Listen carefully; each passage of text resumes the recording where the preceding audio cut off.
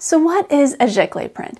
Sounds really fancy, but does it really make an art print worth more money? Is it better for a customer to have a Giclée print? Well, first off, a Giclée print is just a fancy way of saying a print made in an archival way with an inkjet printer. So this printer that I have back here, it's an Epson SureColor P6000.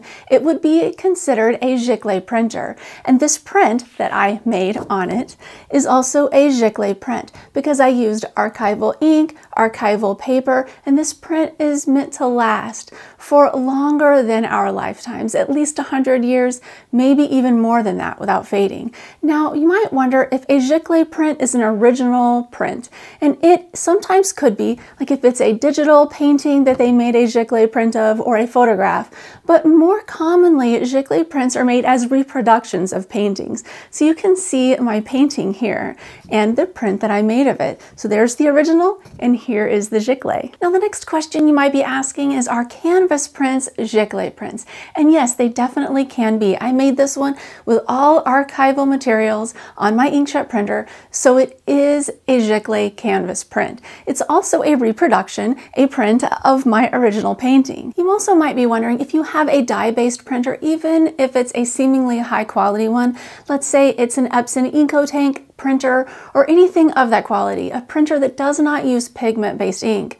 You might be wondering if you can still call your prints Giclées since they are made with an inkjet printer. And I would say the rule of thumb on this is no, because if your printer is not using archival ink and you're not using archival paper, then you shouldn't call your print a Giclée. A Giclée is supposed to be a museum quality print, something that is fine art that's going to stand the test of time.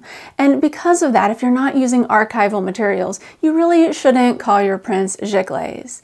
But this is also a good thing for a customer, right? If you're a customer and you purchase a print that's labeled as a Giclée, and you ask the artist how they're creating it, like are they making it with archival inks and archival papers? If they are, this makes the print worth more money and more valuable than a print that's made on something, let's say like a Xerox copy machine at a FedEx. If you found this video helpful and you want to learn more about making your own art prints, check out this playlist. It'll show you everything you need to know. All right, thank you so much for watching. See you next time.